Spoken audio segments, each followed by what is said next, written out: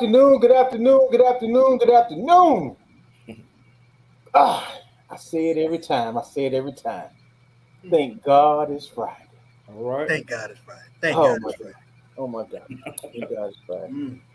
It has been a long week, and we only worked 4 days. Yeah. Yeah. And it's been Yes. a long, long week. Yes, And we got sir. a few more hours to go. And we can we Yes, can sir. we can rest a little bit and Mhm. That's enjoy right. the weekend. That's right. Well, I actually got to work a little bit tomorrow, but it's okay. I enjoy what I do. Yes, sir. But listen, like I said, thank God it's Friday. And when you hear that statement, get thank God it's Friday. What we got? We got another episode of the South Carolina Community Live podcast. I Mm. am one of your hosts, Mark What? Calhoun. I am the director of Social and Community Services, South Carolina. I'm Mm. here always with my partner in crime.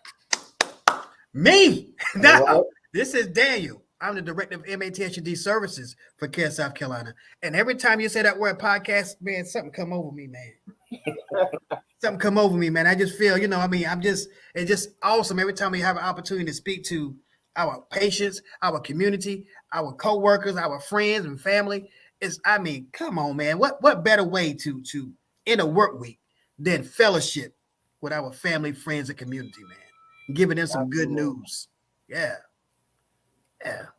It be absolutely. Behold how good it is for brethren to dwell together in unity, right? In unity. Yeah. That's right. So listen. So Wait a minute, hold on for a minute. Who that boy that gonna quote some scripture right there on this here thing here? Like, boy, you better where ask your you at? man. Preach. Hey, Yeah. listen. Hey, listen. I've been listening to you, brother. I've been listening to you. Look out there now. You like my sensei. Hey, yeah. Yes, sir. Yes, sir. Yes, sir. Yes, sir.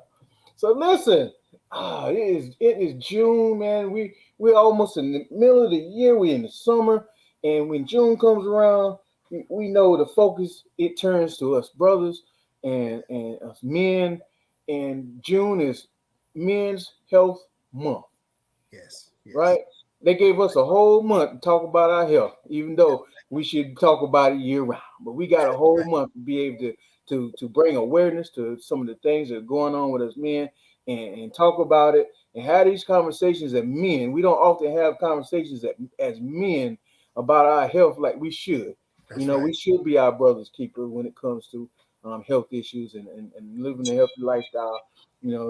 Something that I need to do better about and that I'm doing better about. But having those conversations as men about those common health ailments that we see in men. So we get a chance to do that today, Dan. Yeah, yeah, I know, man. And when I cut my eye to the to the corner of the screen, I see somebody that's going to really give us some good information. I'm so glad to have him on for the first time. I mean, I'm not going to say who he is. You might say who he is, but I'm not going to say who he is. I'm just glad to have him there. Give us some information. Yeah, I thought about saying who he is, but we always like to let folks introduce themselves because they can talk about themselves better than we can talk about. Yeah, don't Right? nobody know you like you, don't you? Yeah. Now, I just used to know him as Ivy Joe. Okay. But but Yeah, we're gonna introduce him. He's gonna get an introduction to our South Carolina Facebook family, our yeah, South Carolina yeah. Twitter and YouTube family, and be able to tell us who he is, and then we'll get into the topic. Just give us a little introduce yourself and a little background about yourself, sir, if you don't Yes, mind. yes. All right, no problem. Good afternoon, everybody.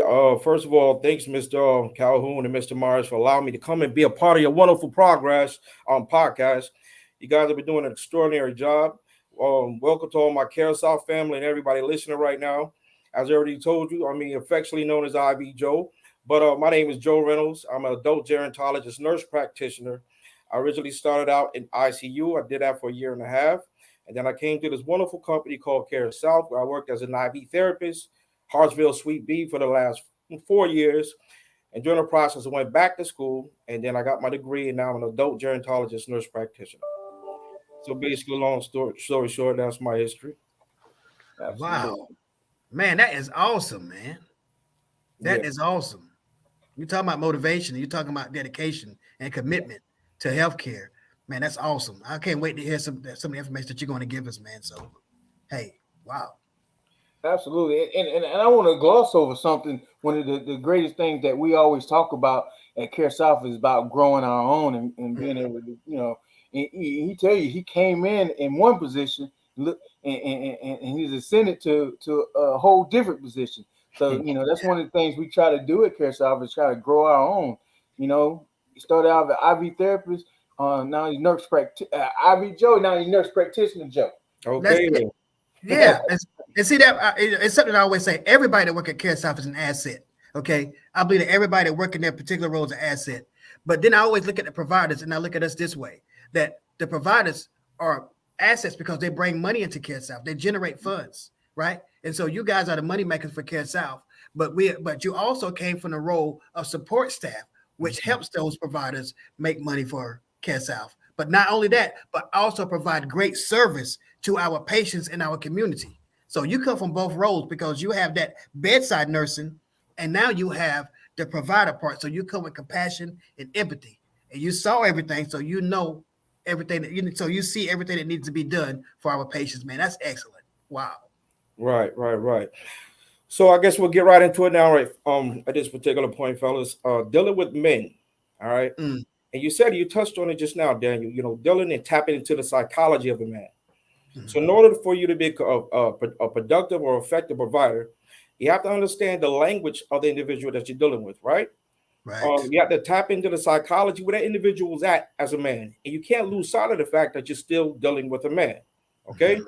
so if you enter into the room with a messianic complex, right, with a paternalistic attitude and a condescending tone, then you're already at a negative set offset with the patient already, right? You're not going to have an opportunity to develop healthy dialogue and establish a great working relationship with that particular patient because he's already offended, right?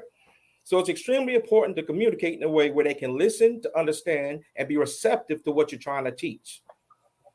Also, I believe it was Einstein. He said it this way, and I can't quote it verbatim, but basically, this is what he said. Bear with me. He said, "If you have mastered some type of complex material, right, or subject matter, but you're incapable of conveying or expressing it in a way where it's simplistic, where somebody else can understand, then you don't understand it well enough." Wow. Wow. Absolutely. So a lot of times, because we have the wrong attitude or disposition, and once again dealing with the paternalistic attitude where I'm telling you what to do. All right, so we have to acknowledge culture as well because we're specifically dealing with the health of black men. Correctly? Am I correct? Yes, sir. Okay, so just dealing with happening with the culture. We don't have to get into it. We already know about the Tuskegee experiment and all of that. We don't have to indulge in that too much.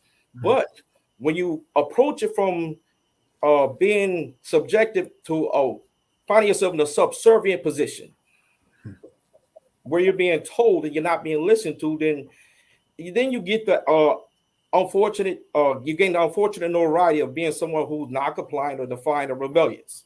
That's right. Mm. In actuality, you're not being respected, right? That's it.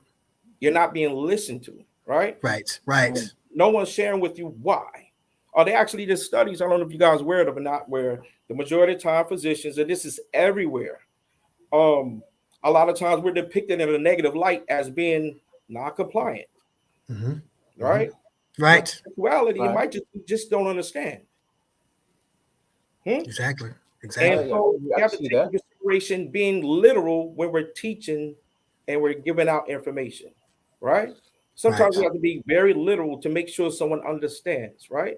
And That's be right. able to convey that information in simplistic terms and then make sure they understand. That's right. That's right. So Well, as we keeping that in mind, Joe, keeping that in mind, when we talk about some of the ailments and some of the common ailments that men are faced with, and particularly men of color as well, that are faced with, such as diabetes, hypertension, and prostate. Let's start with diabetes. For those that out there that is listening that may not be familiar with diabetes, let's talk about that first. What is diabetes? Kind of break that down real quick for us, and why. Okay, I'll move swift, but once again, I want to deal with language, right? And this is what I share with all the men that come into the office, all right? Pain is a great communicator, right? Mm. Right. Okay. Pain is something that lets you know it's your body way of drawing attention to a particular part of your body that needs attention. It's a warning sign and say, listen, this hurts. This needs to be dealt with. And even if a man's definitely afraid of going to the dentist, after a while that pain gets to him, he's going to go to that dentist office. That's right. Huh? Talk to That's me. Yeah, right. So That's this right. chronic illness is so deadly because they are asymptomatic. In other words, there's really no signs or symptoms of pain, right? right. Right. So let's deal with diabetes first. Diabetes and there's type 1 and type 2. Type 1 is autoimmune disease. We're really not affected by that as much. It's more so those of Caucasian descent. You do have some African Americans or those of African descent who have type 2 or type 1. So the most prevalent one is type 2 diabetes. 95% of the people have type 2 diabetes. Here's some startling statistics. 26 million Americans and counting have been diagnosed with type 2 diabetes, right? Right. 8 million are walking around and not aware of the fact that they have it. 86 million are pre-diabetic and not aware of it. So what diabetes is? For type 2 diabetes, there is a genetic factor involved in two genetic factors as well. One's called PC1, and when there's a genetic deficiency in this particular part of the body or this thing in the body, we are the body's less resistant to the insulin receptor. It doesn't work. So now the pancreas produces insulin. Well, insulin is the key that unlocks a cell. A direct correlation between type 2 diabetes, there's a direct correlation between type 2 diabetes and obesity. So when a person gains weight, their body becomes more resistant to insulin. That's And right. so this is where type 2 comes from, right? Some of the symptoms related to type 2 diabetes, one of the main ones, number one reason for leg amputations. There's microvascular complications. It could cause retinopathy, which means blindness. It That's could right. cause nephropathy, which means kidney disease. That's right. Another startling statistic, over 60% of the people diagnosed with type 2 diabetes ends up on our dialysis. That's right. It also causes neuropathy, which is nerve damage, right? Mhm. And we have the classic one, dealing with the peripheral, the extremities, the tingling in the hands and the feet. But it also could cause mononeuropathy, where it affects large nerves in the body. That's right. Or something called degenerative disc disease, where you feel like you got back pain, but it's actually nerve damage. It can also affect the stomach, slow down gastric motility, leading to constipation and explosive diarrhea. This specifically for men. It also causes genital urinary issues as far as the nerves in the body, right? That's right. One of the main ones is sexual dysfunction. If a man has high blood sugar, that's what we call it, for over 10 years, it can lead to erectile dysfunction and retrograde ejaculation, where when a man, instead of going out one way like it's supposed to when he ejaculates, it goes back up into the bladder. Mm, mm, mm. So you actually you teaching right now, and this is something that men need to understand is that sometimes, especially our younger generation of guys who shouldn't be having any issues with erectile dysfunction at a young age, don't understand why they're having these dysfunctions. Mm-hmm. But it's because they don't have their yearly exams. They don't have, they're not taking care of their health. Something as simple as going to one of the screenings that community health put aside in our community, just have your blood sugar taken. I mean, it's actually an early warning sign, an early preventative measure to keep you from getting to the point where you may need medication or you may need to take insulin, where you can actually do some lifestyle changes to help you with that. But we got to talk about us men. Instead of us dealing with the problem, we deal with the symptoms. That's So right. if I'm having erectile dysfunction, the one thing I want to do, I don't want to feel demasculated. So I want to find something to help me stay a man. So I have to go out and ask the doctor. Well, everything else good, doc. I just want to know if I can get some of the little blue pills. There you go.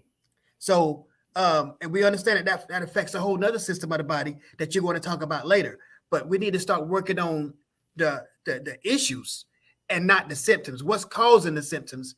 If we can get the cause, then we can take care of the symptoms. And so that's why I'm glad that we're on here talking about this today, because, hey, putting a Band-Aid on it don't help it.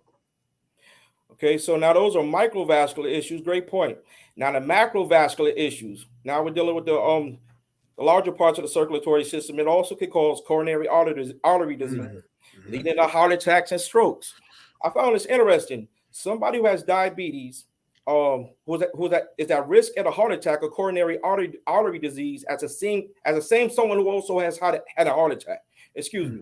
And so somebody with diabetes or who also has coronary artery disease, if they have unstable angina, which means the chest pain that can happen at any particular time, when they have a heart attack, the majority of the time it can be fatal.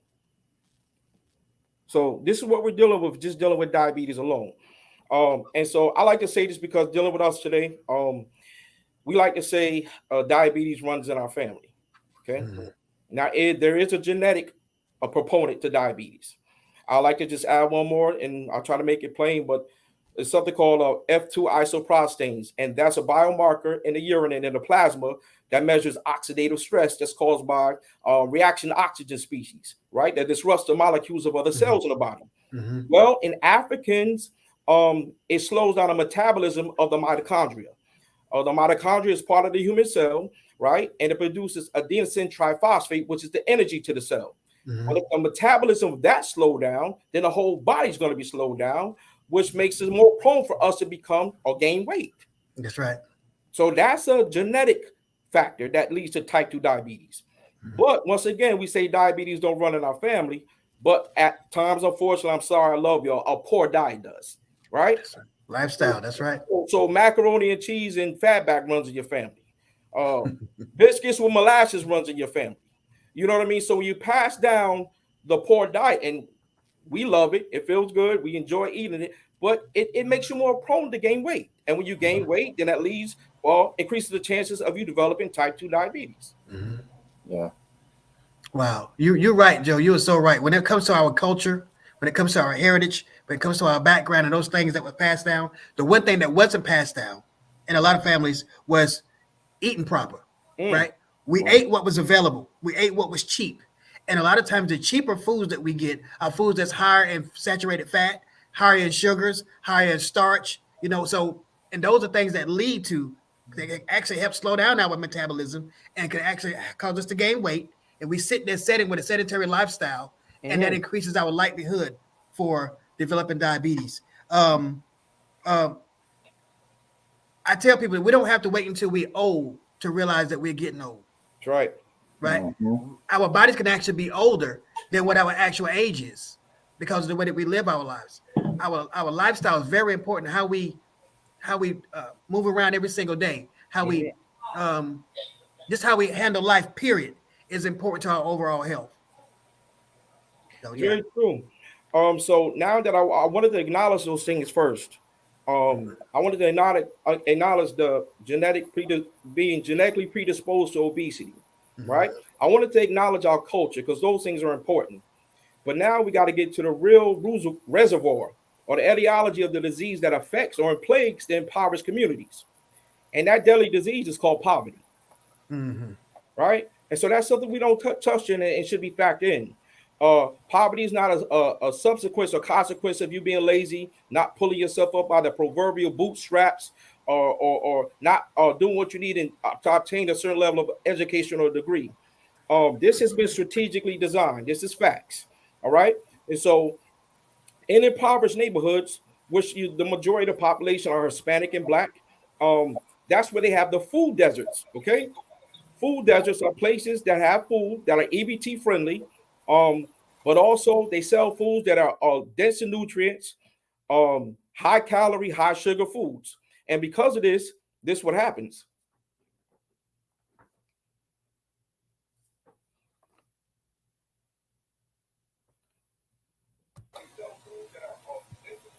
I lost you guys.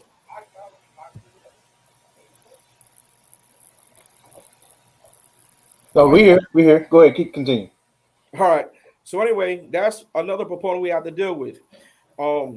Not being in communities where you have access to healthier sources of food. Not being in communities where you have access to certain playgrounds or facilities where you can exercise, right? And so this creates the potential to be obese and live unhealthy. That's true. That's true. I know growing up, when I was growing up, which was many, many years ago, we stayed outside and we played all day. We ran all day. We didn't have the swimming pools. We didn't have the big fancy parks, but we stayed outside and we played all the time.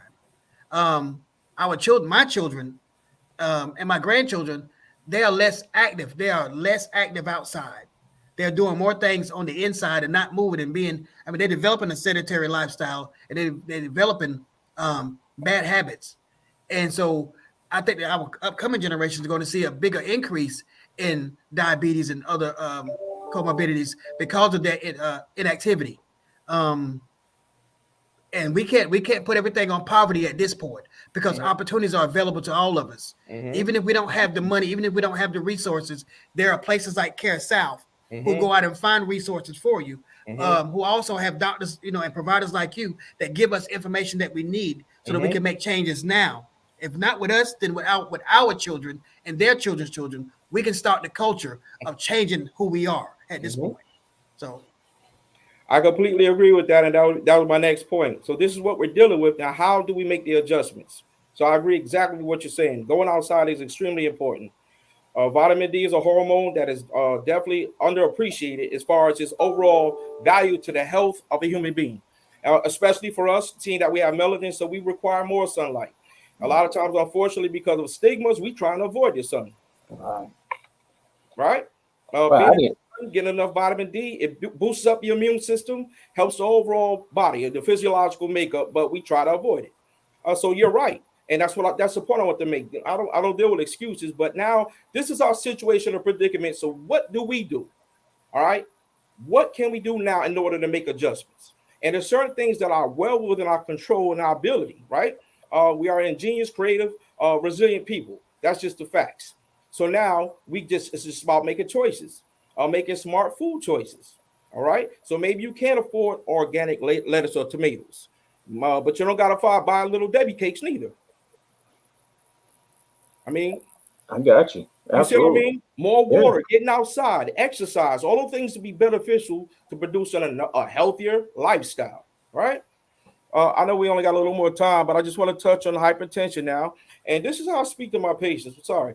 Just dealing with hypertension. Uh, Believe it or not, over 95% of the cases for hypertension are idiopathic in nature. In other words, of unknown origin. We don't know why somebody has high blood pressure. They just has it. All right. The other 5% are due to other illnesses, which we need to start looking at when we get a person on 4 blood pressure medications and they're still struggling, instead of just dismissing them as being non-compliant. That 5% adds up to 3 million people that could be dealing with a whole nother different illness. Yeah, like renal artery stenosis or a closure in the artery, right? Yeah. It could be a benign tumor on the adrenal glands, underappreciated organ or gland in the body, right? Which could cause pheochromocytoma, which is the release of catecholamines, norepinephrine and epinephrine, right? Could be a closure of the aorta. So there could be other things going on with that individual, just beside the fact that they're just not being compliant with their medication. Right. Okay. But another thing with hypertension, and this is what I teach going back to pain being the great communicator. What makes it a silent killer is it doesn't hurt. Mm. If it doesn't hurt, we men specifically are not going to do anything about it. Mm-hmm. Right? So a lot of Right. times, unfortunately, men are not diagnosed with hypertension until it does something called TOD, an acronym for target organ damage. Right? So once they have a heart attack or a stroke or they're into some type of kidney failure, oh, you got high blood pressure. And so that's why it's allowed to do an untold amount of damage. It's considered an insidious disease because it goes undetected while it goes about destroying and wrecking down and tearing down your whole body. All Yeah. right. Another thing I want to touch on, because I know the time is brief, for us culturally, like, right, we have a high suspicion and disregard for people in the medical field. We don't even need to go into that. All right. And we dislike medication. All Right. right. And so it's always side effects. Okay. Right. Well, the thing about it is every medication has a side effect. Mm-hmm. Right. And Right. some side effects are expected. And we can live and tolerate that particular side effect as long as we prevent whatever we're trying to prevent. What we're more concerned about is adverse effects. Mm. Case in point, you give somebody penicillin. Okay, penicillin for the most part, a woman could have a yeast infection. You give her diflucan, treat it, go about your business. You could have nausea, upset stomach. Some cases it might cause tinnitus, ringing in the ears. We'll live with that because we're trying to get rid of strep throat or whatever infection you got. Okay, it's an acceptable consequence of taking that medication. What we're trying to avoid is an anaphylactic reaction. We don't want your throat to close, right? We want Right. to break out in hives that have Steven Johnson syndrome. So when Right. a man comes to me and says, I don't like taking this medication because it makes me dizzy. Okay, let's weigh it. You want to be dizzy or you want to have a stroke? Right. It's just that simple. If- let's talk about it. So you got to measure, and then this as well, extremely important. I'm sorry, gentlemen. Hope not talk too fast. But anyway, dealing with the fact that it's a practice. That's exactly what this is. And Right. not every medication works for everybody, Right. right?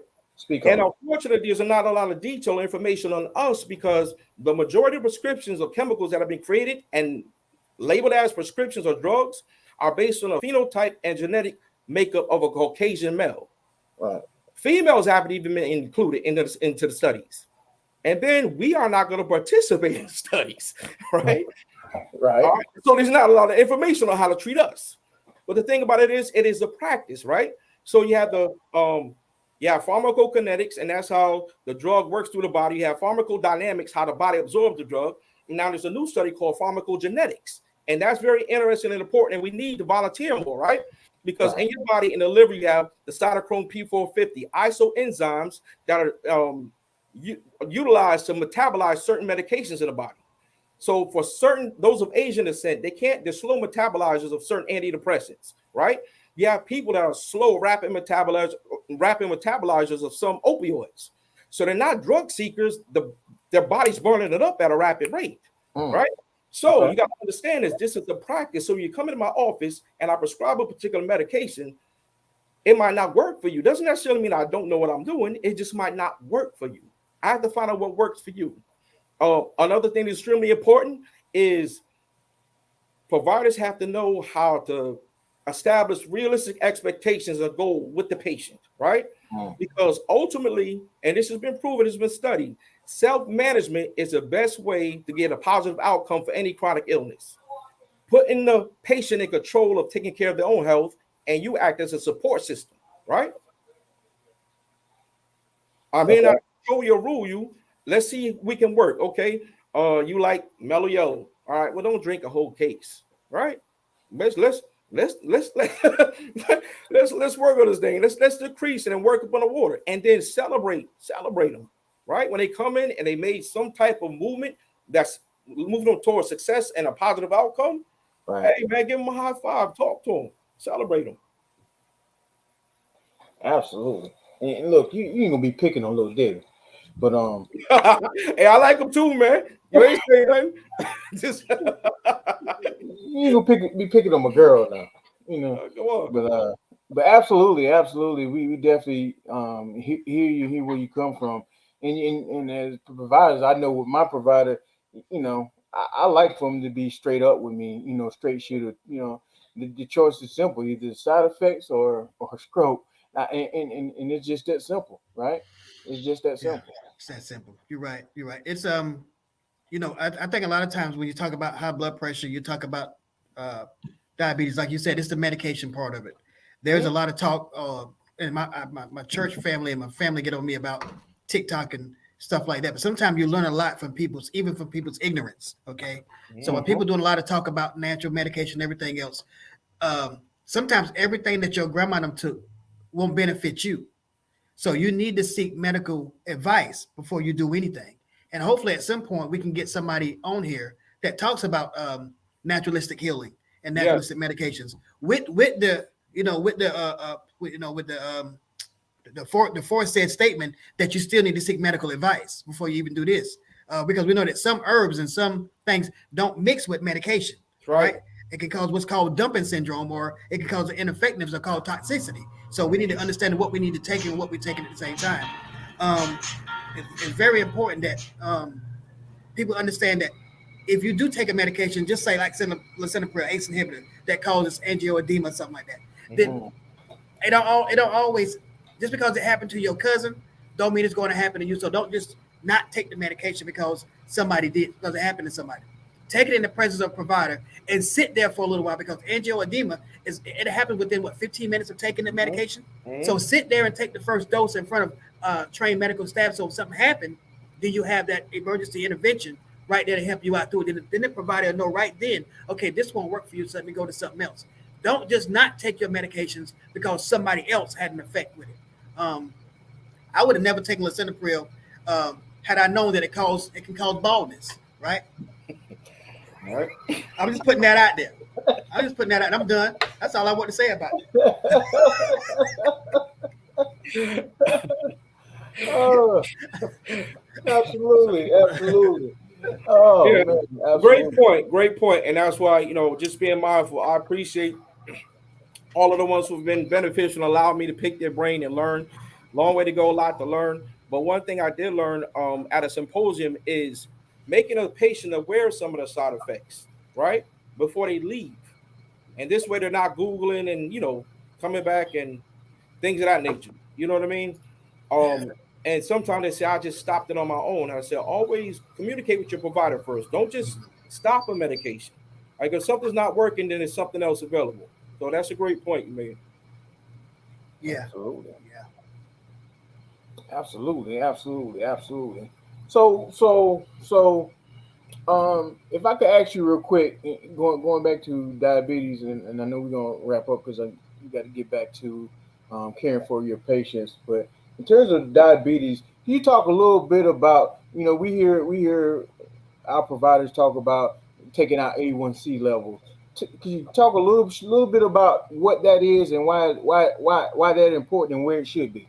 Great question. So the hemoglobin A1C are one of the measures we use to accurately determine whether a person has high blood sugar or not, right? Hyperglycemia. So any excess sugar left over in the body has an affinity for the hemoglobin molecule. In other words, it has a strong attraction to it, right? And so whatever excess sugar is floating around in the bloodstream is going to attach to the hemoglobin, right? And red blood cells last approximately 120 days in the body, right? So 3 months. And so that gives us an accurate assessment of where your blood sugar has been for the last 3 months, right? Pretty good at determining whether or not somebody actually has high blood sugar. A normal range for that normal range for that value is 4.5 to 5.7, right? So anything higher than that, I might just talk to you and say, just based on your overall health and what I'm seeing, I might just encourage you to change your lifestyle a little bit, right? While we're here, you got unmodifiable behavior and modifiable behavior. Okay. Some things Mhm. you just unmodifiable, you can't change it. All right, certain things you just can't change. You can't change your age, how you're born, and all that other stuff, right? But things within your power you can change. You can change your eating habits, whether you exercise or not, whether you choose to indulge in particular things that are detrimental to your health. Those are things you can change. So if it's not in a real high range, I might just encourage that patient, switch your diet up a little bit, right? Exercise a little more, walk. But then if it's too, there you go. And I need to do the same thing. But if it gets a little too high, then we'll start them on something. And the first medication we'll start with is metformin, which has been extremely effective helping people with diabetes. Mhm. Mhm. Absolutely. Hey, I appreciate that too. That's some good information, um, in terms of for the A1C. You're gonna give us a guide to where we need to be and taking. And we have our A1C taken to know what levels we're gonna be. In other words, the A1C is a snitch, right? Oh, yeah, big time. Telling all your business. Yep. Donnie Yeah. Brasco style. You hear me? Yeah. Yeah. Yeah. It is.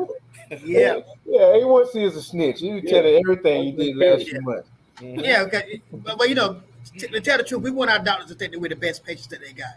Yeah. Right. So whenever we go and see them, you be like, how's things going? Yeah, I ate a couple salads. I've been drinking water. I've been doing all that. Good, good. Let's check your A1C. Well. See what's going to happen Right. with that is so Hey, so The what your A1 excuses what your yeah here. what your A1C said? Your A1C is doing this in the background. No, you ain't got to lie, Craig. You ain't got to lie. hey, Rasheed Wallace said the ball don't lie. Well, the blood don't lie either. No, it don't. No, it Yeah. don't. They don't, right? Oh man. Oh man. Hey, listen, I really enjoyed this discussion. I mean, this 30 minutes went by so quick, man. We definitely got to have you back, Joe, so we can expand the discussion, into some other areas. That's right. and allow the folks out there to get to know you. Tell us what office you're in Your office hours and everything. in your Okay. office hours. Yeah. So I'm in Bishopville, and let me just say, I know we gotta go. This No, you're is good. an Take your time. extraordinary staff here. I'm deeply appreciative of everyone here, right? Everyone's been allowing me to pick their brain. Lord knows I run them crazy. Uh, Dr. Soner, Miss Angela Council, Miss Betsy White, and the pharmacists, they really been coddling me and not getting frustrated. And hey, Joe, did you mean to order this? So you know what I mean? Because it's a learning experience, and the staff here is extraordinary. They come up the bat, they're real passionate about helping people. Uh, Tamika, Linnell, Michelle, Brittany, my nurse, is just a wonderful blessing to me. She's a gift, very, very supportive. The staff up front, everybody. So here I am. I'm in Bishopville, 545 Sumter Highway. The office hours are Monday through Friday. Monday through Friday, 8 to 5. Friday, I'm sorry, is from 8 to 12. That's an admin day. And that's where we're at. Well, All Joe, right. I'm gonna be really getting with you once we can increase our advertisement and draw more MAT patients from that area. I would definitely be getting with you because I still need your services over there for MAT and substance abuse as well. So Okay. we I haven't forgotten about you, but we just having a hard time getting people to buy into treatment in that area. But we're working on that along with Okay. our partners at Alpha Center. So hopefully we can increase our numbers over there and get more people involved with treatment and recovery. So I, Real quick, sorry, thank you. But I don't want to fail to mention Mr. George as well, Jaquetta, D, um, Alice, Anita, Dana, um, Tara. Let me see. We got my girl up front, Bonita, Cabrisha, and Denise. And Shanika. I want to mention everybody because this has been awesome. They're very awesome staff. but I'm already impressed because you took the time to get to know everybody. Every provider don't do that. Yeah. They only want to know their staff, their microsystem, and that's it. But you getting to know everybody in the office and building a rapport with everybody in the office is already the first step in people trusting who you are. So that's Yes, sir. wonderful. Wonderful. Absolutely. Wonderful. And it's like you have a fan out there. Heart, Oh, heart, heart, that's my boo thing. So that's favoritism right there. Ah, yeah. heart. Shout out the wifey out there. Okay. That's right. Hey, listen. We thoroughly enjoyed you, Joe. Like I said, getting to know you, allowing you to pour some information into us today and out to the folks out there in Twitter, Facebook, and YouTube land. Thank you so much. Like I said, we hope to have you on again. And this can be your home away from home. You know what I'm saying? Anytime you need us, you want to put some information out there, reach out to us and we here. This is not our podcast, it's CareSouth podcast. And so we're here for everyone in the organization to be able to put That's that right. information out. So, That's right. All right. Well, yeah, thanks again for having me. Appreciate you giving me the time and opportunity, and look forward to the next time. We'll do a Oh lot yeah. better. You did absolutely. wonderful. You did Absolutely. wonderful. Oh yeah. If Awesome. you could hang on after we end, if you don't mind. Sure. All right. All right. Hey, listen, everybody. Again, you can reach Joe out over in Lee County at our CareSouth Carolina facility there. You can reach him you can call the 800 number at 866-498-0399, or more information on CareSouth website at www.caresouth-carolina.com, or you can reach us out on our social media platforms on Twitter, Facebook, and even YouTube. Like and follow us on those platforms. So we appreciate it. Y'all have a great weekend, and we'll see you on the next time. And this is the Care South Carolina Community Live Podcast.